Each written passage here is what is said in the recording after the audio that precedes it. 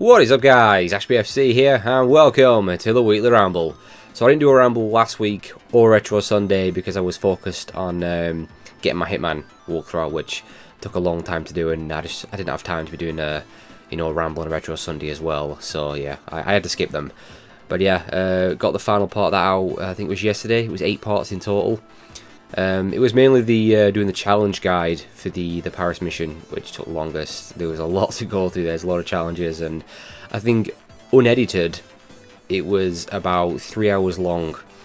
So that took some time going through that, and I had to split up into 3 parts. So yeah, it took a while, but it's done now, and I'm happy I did it. I had a lot of fun, and it seems people enjoyed it as well. So I know it was worth it, and yeah, I'm quite proud with it, with the way it turned out. So yeah, I'm happy with it, and I'll be back to do episode 2 when that drops some point next month. So yeah, so I'll give you I guess a mini review, give you some of my thoughts on episode 1 in just a moment, and I'll also quickly give some of my thoughts on UFC 2.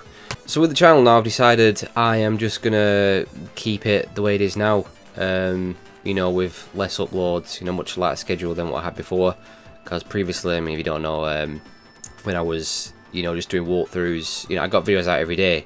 I didn't record and upload every day, that's impossible, but, I started to do a lot of recording sessions, but, I'd split videos up and I'd schedule them, and that's how I got videos out every day, and, yeah, I'm not going to go back to that. I can't really go back to that, and I don't want to go back to that. I think it's better the way it is now. I think less is better. Quality over quantity.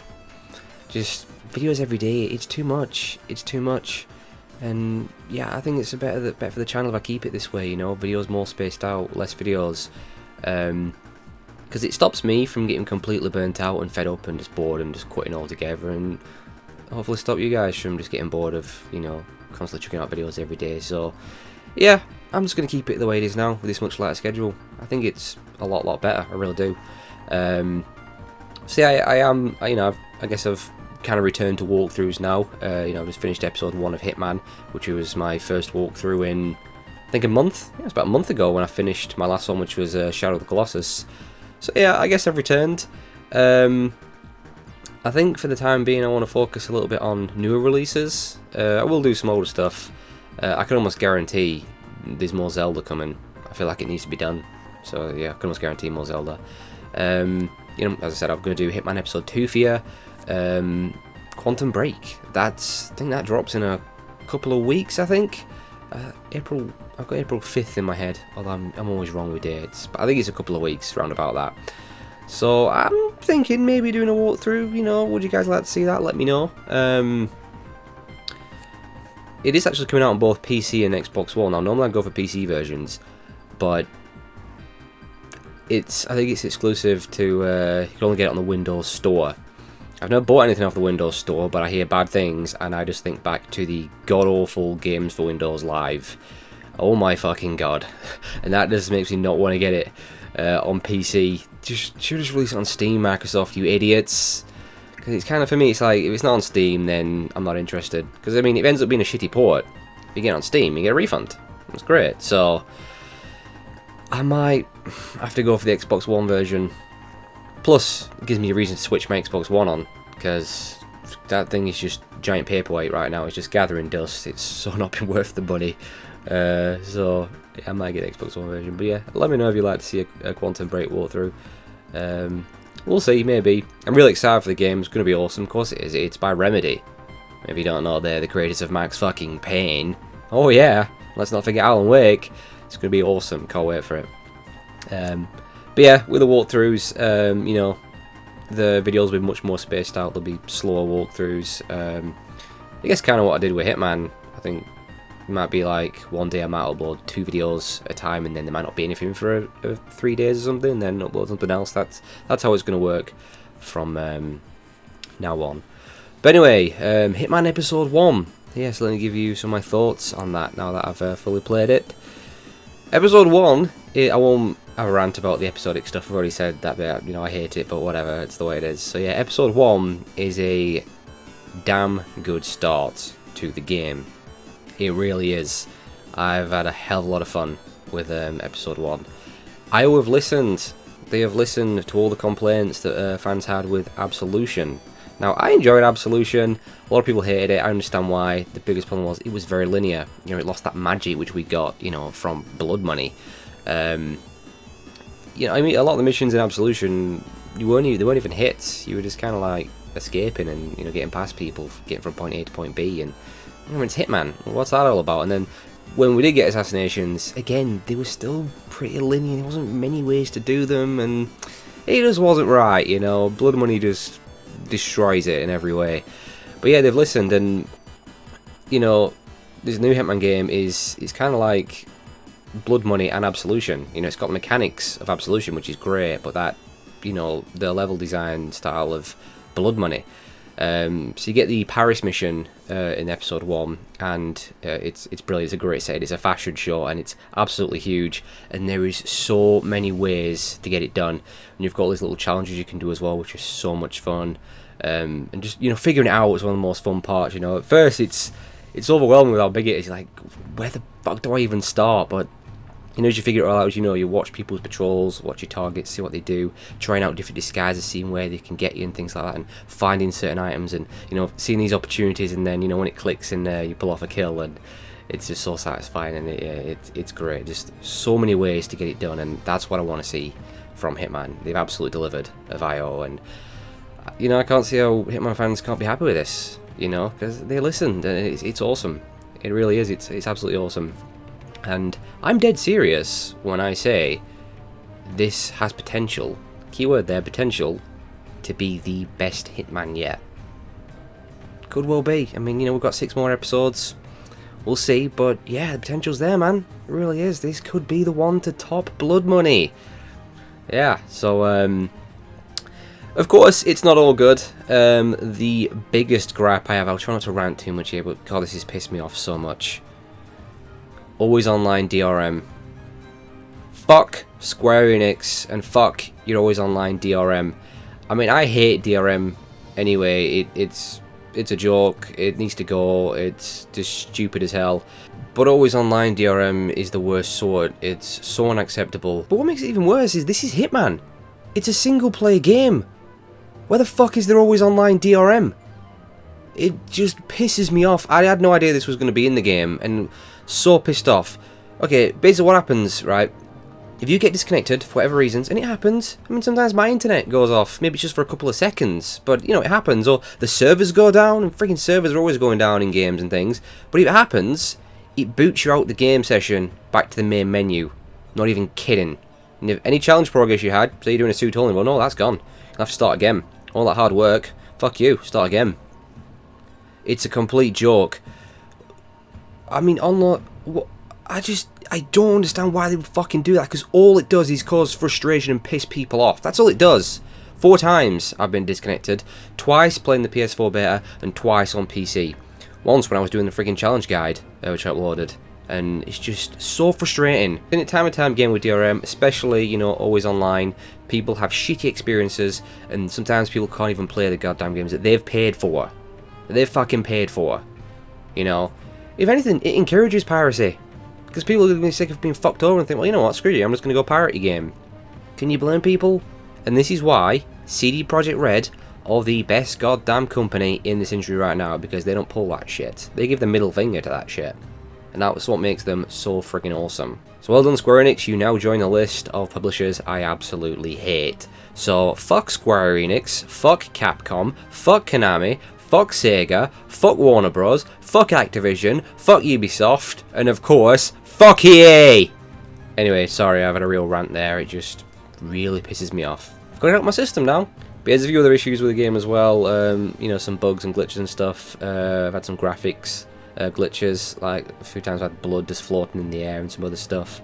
During one of the training missions twice, I managed to glitch myself out of the sort of the play area when I was trying to, you know, strangle someone, and like put me behind the fence and I couldn't get back in. I ended up like under the entire level.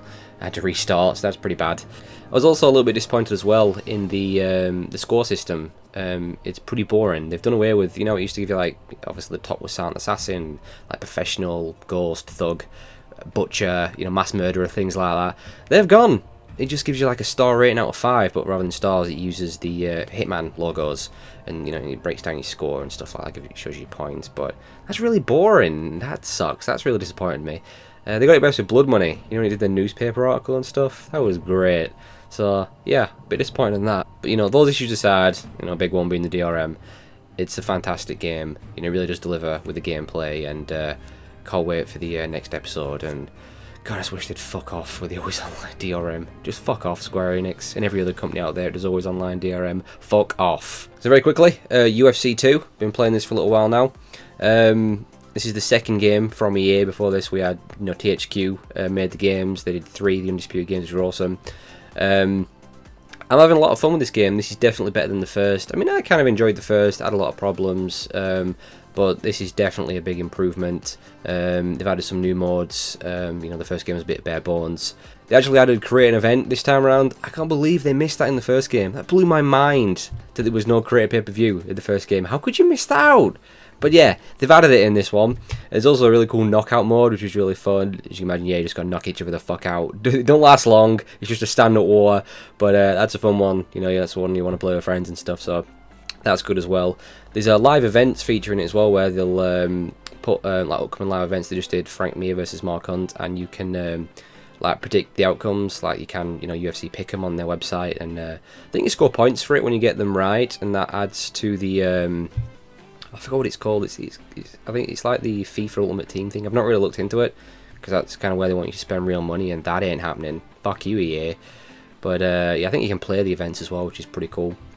There's a new knockout system as well, which makes knockouts even more satisfying and brutal. And the controls as well, they have improved, because I thought they were really bad for the ground game in the first. I just got really frustrated when if I went to the ground in the first, I couldn't do anything. It actually shows you the prompts on screen. You just got to like hold the analog stick in a particular direction for your transitions. You know, for like sprawl, half guard, full mount, posture up, you know, north-south position, side control, and then I think you press one of the shoulder buttons for advanced transitions, and then one of the triggers for a submission. Goddamn battery just died. Where was I? Oh yeah. Then I think it's left trigger to bring up the submissions, you know, provided you're in the right position, and you know your fighter's got these particular submissions like rear naked choke, guillotine, armbar, triangle, etc., etc. And yeah, the ground game's just a lot of fun now. The transitions just look awesome. They've added loads of new animations and stuff. It's really cool. Submissions still suck though. It's the same submission system, and I can't do it. I cannot lock a submission. I've been getting really frustrated trying to get the submissions. I just can't do them, and it's been pissing me off. I wish they'd have changed the submissions, because yeah, that's pretty shit. The career mode's still a bit shit. It's just kind of boring, so that's a shame. I wish they'd put more effort into career, but yeah, you know, it's a fun game. I'm enjoying it, and I think, you know, if you're a mixed martial arts fan, you're going to enjoy it too. It's definitely a much better game than the first, and yeah, I'm having fun with it.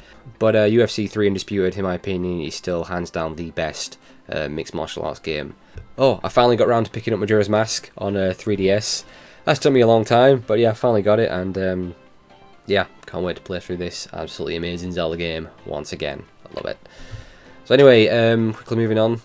Gaming news. Don't think there's too much to say really. Nothing's really been going on other than the new PlayStation 4, which is apparently coming out. The PlayStation 4.5 or the PlayStation 4K. If it's coming out, that's what I think it'd be called, the PlayStation 4K.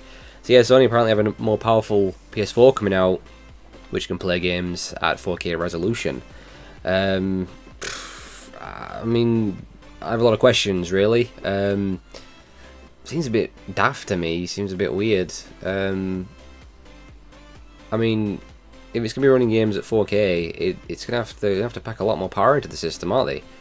You know, I mean, both the PS4 and the Xbox One. I know PS4 is slightly more powerful, but they're very similar otherwise, and they're still struggling to run games at 1080p, aren't they? Some of them are still running at 900p and stuff.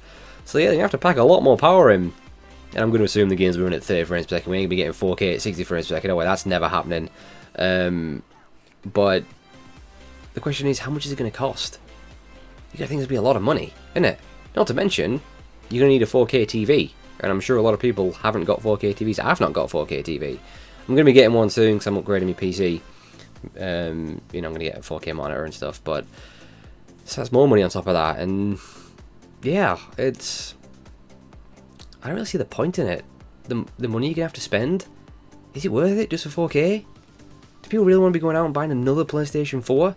I mean, I only just got my PS4, what was it, September?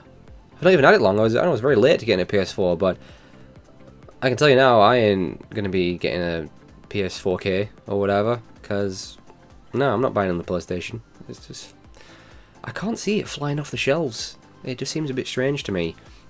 Now I'm going to assume they're not going to be releasing like exclusive 4K games, right? That would be daft. We're going to be able to play games across both PS4 and the 4K, because that would be mental if they did that. That'd be real stupid. No, they won't do that. They'll play across both. But yeah, it just seems a bit weird. Yeah, I won't be buying one. No chance. I'll be doing all the 4K gaming on PC. But then I wonder how Microsoft will respond to it. Will they do a 4K Xbox? I don't know. Yeah, I don't know. I don't think there's any point in it, really. So what do you guys think? Think it's a shitty idea and you don't care, or you know, you think it's awesome and you're going to get one? Provided it is actually coming out. I mean, I don't think there's been any 100% confirmation yet of Sony. But yeah. Alright, so that's going to do it for this week's Ramble, guys. As always, thank you so much for watching, and I'll see you next time.